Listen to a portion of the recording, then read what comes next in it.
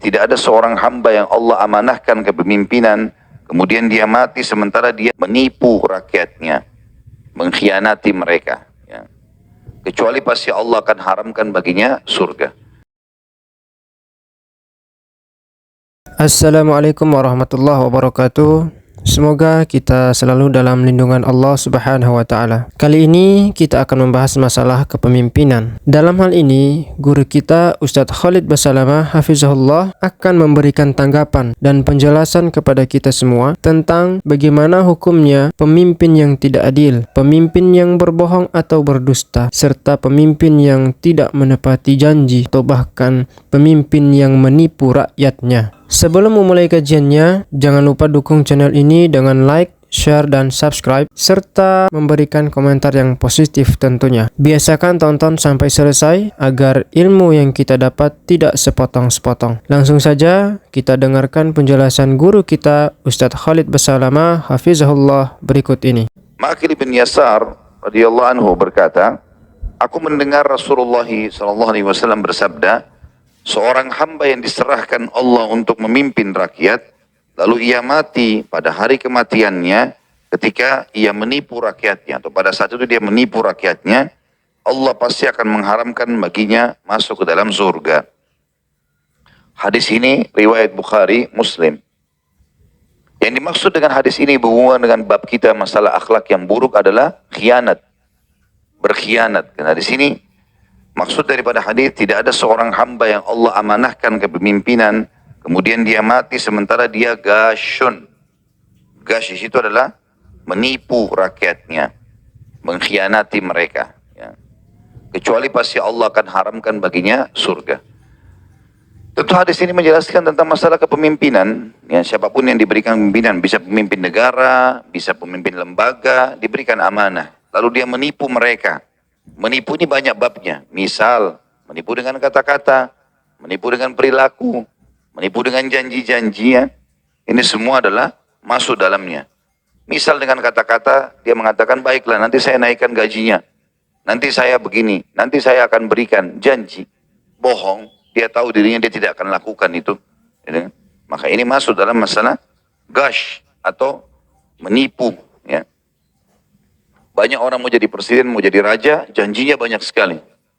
Akan begini, akan begitu, saya akan begini, saya akan begitu. Bahaya, kalimat ini berat, pertanggungjawabannya di depan Allah Subhanahu wa ta'ala. Kita kalau punya masalah sama tetangga saya satu orang, itu sudah cukup habisin pahala kita hari kiamat. Ibu dan bapak sekalian parkir mobil sembarangan depan rumahnya, ambil manggahnya kah? Atau apalah, kita ganggu tetangga itu. Ya. Yang punya pohon mangga ketawa rupanya. Jadi seperti itulah, ya.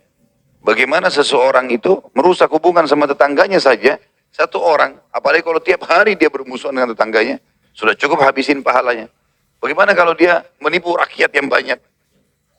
Dijanji saya akan makmurkan kalian, padahal semuanya orang menderita. Ha? Ini naik, itu naik, ini masalah, itu segala macam hukum. Ini bahaya sekali nih. Satu orang habisin pahala, apalagi kalau ke Indonesia 200 juta. Orang yang berlumba-lumba kejar menjadi pemimpin itu nggak berpikir panjang, kan? Berat itu. Tanggung jawabnya berat hari kiamat itu. Kita tahu para sahabat lari dari kepemimpinan, lari tidak mau sembarangan, walaupun mereka layak untuk itu. Nggak ada yang secara khusus mengejar gitu.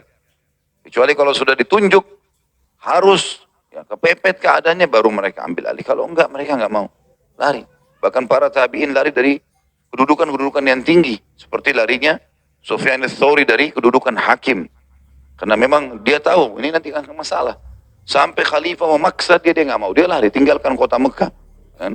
Karena memang dia merasa dia tidak layak, dia tidak mau. Takut nanti salah hukum, ada musuh pada hari kiamat. Gitu kan? Jadi harusnya orang berpikirin hati-hati dalam masalah ini. Kata-kata bisa juga masuk dalam dari janji-janji atau perilaku atau gerakan-gerakan ya, tubuh. Ya, biasanya ada orang memberikan isyarat, tapi dia menipu misalnya dengan isyaratnya, memberikan dukungan yang salah, mungkin dengan kedipan matanya, mungkin dengan isyarat mulutnya menganggap remeh orang lain, mungkin dengan tangannya. Ini semua masuk di dalam masalah gash atau menipu orang lain, gitu kan? Ada orang kinerjanya buruk, tapi dikasih jempol, gitu kan? Salah ini, nggak boleh menipu orang. Salah ya salah. seorang muslim hidupnya jelas. Salah benar-benar. Nggak ada tengah-tengahnya. Nggak bisa digabung. Bercampur baur nggak bisa. Halal jelas, haram jelas. Di antaranya samar-samar. Siapa yang menjerumuskan dirinya pada samar-samar, dia menjerumuskan dirinya pada yang haram. Nggak bisa. Seorang muslim jelas hidupnya. Mana baik, mana buruk. Baik sekalian, buruk sekalian. Tengah-tengahnya nggak ada nih. Gitu kan. Hadits ini ya juga memberikan pelajaran yang lain adalah diharamkannya surga. Yang dimaksud diharamkan surga di sini Bapak Ibu sekalian adalah diharamkan sampai dosanya bersih di neraka kalau dia orang muslim. Karena kita tahu tidak akan kekal di dalam neraka kecuali 3 golongan, kafir, musyrik dan munafik. Kalau orang ini muslim, dia menjadi pemimpin misalnya, kemudian dia menipu rakyatnya, janji-janji segala macam tapi dusta. Dia nggak jalankan sampai jabatannya habis misalnya. Maka ini berarti, dan dia tidak sempat minta maaf, tidak sempat mengembalikan hak-hak mereka, meninggal akan habis pahalanya, masuk ke neraka. Diambil oleh orang-orang yang sedang dia zalimi. Kalau dosanya sudah bersih di neraka, masuk ke surga tentunya. Jadi ini maksud dengan diharamkan untuknya surga, bukan terharamkan abadi. Terharamkan sementara sampai dosanya bersih. Dan ini sudah umum pendapat ahli sunnah wal jamaah, para ulama, menjelaskan tentang asi mu'min, orang-orang mukmin atau muslim yang berbuat dosa dan meninggal tidak sempat taubat, menjadi penyebab mereka masuk neraka, ini hanya sebatas sampai bersih dosa-dosanya. Setelah dosanya bersih, maka dia akan masuk ke dalam surga, kecuali memang dia batalkan keislamannya. Murtad misalnya, musyrik, ya, menyembah-nyembah kuburan, dan seterusnya. Pernah kita jelaskan masalah musyrik. Kemudian munafik, pura-pura Islam. Nah ini baru kekal. Memang ini akan mengekalkan mereka di api neraka, dan Allah akan bongkar semua itu tentunya pada hari kiamat. Tidak ada yang tersembunyi. Makanya sabda Nabi SAW yang berbunyi, tidak ada seseorang yang dalam hatinya ada sebesar biji sawi dari la ilaha illallah, kecuali masuk ke dalam surga. Berarti memang keluar nanti dari neraka.